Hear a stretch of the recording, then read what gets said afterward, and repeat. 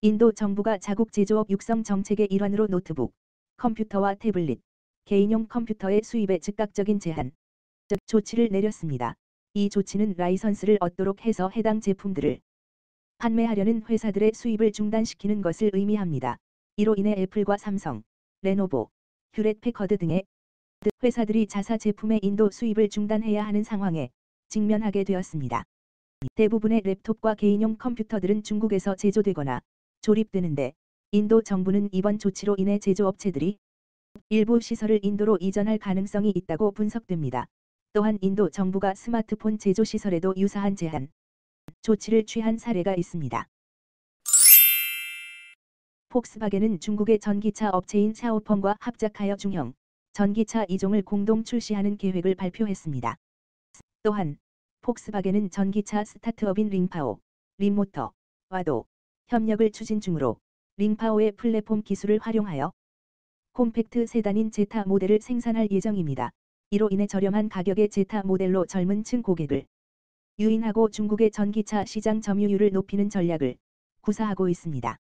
이와 관련하여 링파오 회장은 외국 기업과의 파트너십 협상이 진행 중이며 한 전기차 관련 업체가 링파오에 연구 개발한 모델을 생산할 예정이라고 밝혔습니다. 일본 대기업들의 올해 설비 투자액이 지난해보다 20% 이상 증가한 것으로 조사되었습니다. 반도체와 전기차에 대한 투자가 확대되어 이러한 증가가 발생했습니다. 일본 정책투자은행의 조사 결과에 따르면 올해 계획 중인 설비 투자액은 약 188조 원으로 지난해보다 20.7% 늘었습니다. 특히 반도체 분야에서는 비철금속에 대한 투자가 작년보다 2.4배 급증하였으며 이는 반도체 소재인 실리콘 웨이퍼를 만드는 설비 등에 대한 투자와 대만 TSMC의 구마모토 공장 건설에 따른 투자 확대가 원인으로 지목되었습니다. 일본 정부는 TSMC의 구마모토 반도체 공장 건설을 지원하기 위해 약 4조 3천억 원의 자금을 투입할 계획입니다.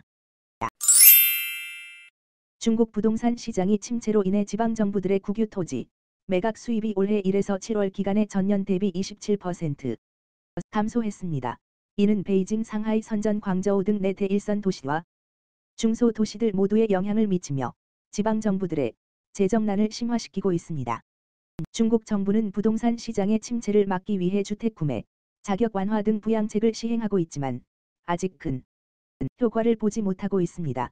최근 7월에는 100대 도시의 신규 주택과 기존 주택의 평균 가격이 각각 전월 대비 0.01%와 0.39% 하락하여 기존 주택의 가격은 15개월 만에 최저치를 기록하고 있습니다.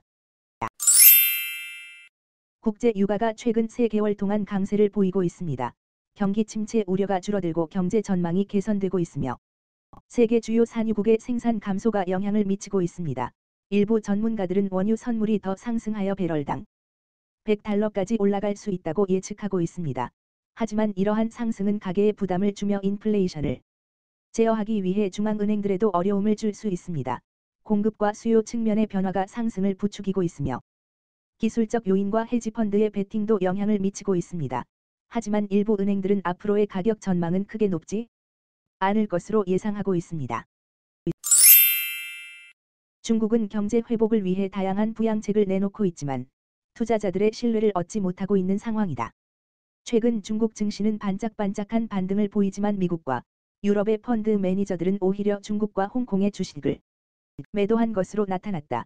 다른 글로벌 펀드들도 여전히 중국에 투자하는 것에 주저하는 모습을 보이고 있다. 중국 당국은 여러 부양책을 발표했지만 그중 일부가 실질적으로 실행되지 않거나 핵심적인 지원 요소가 빠진 채로 발표되는 등 효과가 미미한 것으로 평가되고 있다. 이로 인해 중국 경제는 여전히 어려운 상황에 직면하고 있으며 소비 둔화세와 디플레이션 우려 등이 지속해서 나타나고 있다. 글로벌 경제가 경기 침체를 피할 가능성이 있어서 금리 인상 전망에도 원자태에 투자하는 상장지수 펀드 ETF에 자금이 유입되고 있다고 블룸버그 통신이 보도했습니다. 지난달 원자태 지수를 추종하는 ETF 20개에 3억 5천만 달러가 넘는 자금이 유입된 것으로 나타났으며 올해 들어 월간 기준으로 자금이 빠져나간 상황에서 두 번째로 자금 유입이 발생했습니다. 석유와 다른 원자재들의 가격 상승이 주요 원인으로 지난달에는 원자재 현물지수가 가장 큰 폭으로 상승했습니다. 다만 중국의 불확실한 경제 전망으로 일부 ETF에서 자금 유출이 있었습니다. 인도네시아 정부가 바이러스성 질병인 소, 럼피스킨병, 럼피스킨 디지즈, 발병, 국가로부터 생우 수입을 중단할 준비가 되어 있다고 밝혔습니다. 호주 농장에서 수입된 생우 중 일부가 해당 질병에 걸려 검사 결과가 나왔기 때문에 이에 따른 수입 중단 조치를 시행하고 있습니다. 또한 호주 외의 다른 생우 수입국에서도 해당 질병 발생 시 수입을 중단할 것으로 보고 있습니다. 해당 질병은 모기 등을 통해 전파되며 피부에 혹이 생기는 것이 특징이며 치료법이나 백신이 없습니다. 인도네시아는 지난해 호주의 약 56%에 해당하는 7,800억 원 어치의 생우를 수입한 것으로 나타났습니다. 일본 중앙은행인 일본은행이 7개월 만에 금융완화 정책을 수정하면서 엔화 가치가 하락하고 10년물 국채 금리가 상승하고 있다고 니혼게이자이 신문이 보도했습니다. 일본은행은 10년물 국채 금리 상한선을 0.5%로 설정하고 시장 동향에 따라 1%까지 용인하기로 결정했습니다. 이로 인해 10년물 국채 수익률이 상승하고 엔/달러 환율도 상승하였습니다. 이에 대해 니케이는 일본은행이 급격한 움직임을 허용하지 않겠다는 자세를 보이고 있어 엔화 가치 하락이 발생한 것으로 분석하고 있습니다. 한편 일본은행 부총재는 금융완화를 계속하기 위한 조처라고 설명하면서 금융완화의 출구를 의식하지 않았다고 강조했습니다. 중국 양돈업체들이 소비 침체로 인한 돼지고기 가격 급락으로 경영난에 직면하고 있습니다. 이들 업체들은 비용 절감을 위해 상대 업체의 인력 스카우트를 금지하는 협약에 서명했습니다. 그러나 당국은 이 협약이 반독점법 위반 행위라고 판단하여 이들에게 시정 지시를 하고 경쟁과 노동자들의 권리 침해를 지적했습니다. 돼지고기 가격은 작년에는 높았으나 지금은 급락하여 양돈업체들의 실적의 악화를 가져옵니다.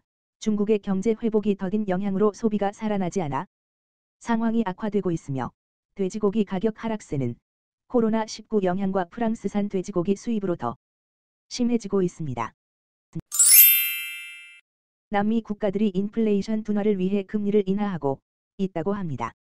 브라질 중앙은행은 예상보다 높은 0.5%포인트 금리 인하를 시행하여 기준금리를 13.25%로 낮췄습니다. 이로 인해 인플레이션 상황이 개선되고 있으며 브라질과 칠레를 비롯한 다른 남미 국가들도 금리 인하에 따라 물가가 안정화되고 있는 것으로 보입니다.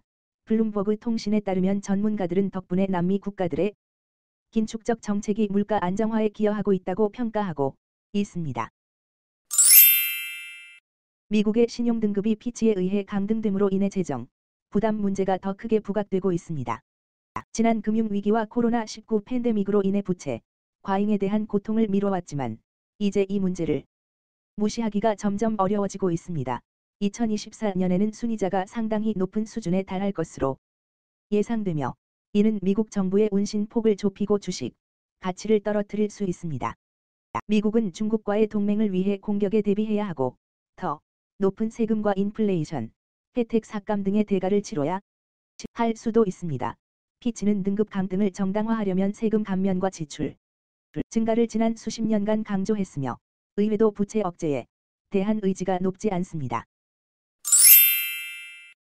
현재 중국 경제에 대한 전망은 엇갈리고 있습니다. 일부 하이테크 산업과 서비스 분야는 호황을 보이지만 수출은 감소하고 부동산 가격도 하락하고 있습니다.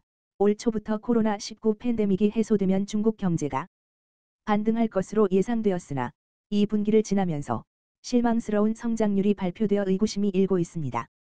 중국 정부는 디플레이션 우려를 부인하며 전통적인 대규모 부동산 지원책 대신 전기차와 가전제품 등을 중심으로 소비 촉진책을 시행하고 있지만 시장 반응은 좋지 않습니다. 중국 경제가 장기 불황에 직면하고 있는 것으로 보이며 여러 변수가 있지만 전기차와 배터리 산업을 중심으로 극복할 수 있을지 여부가 주목되고 있습니다.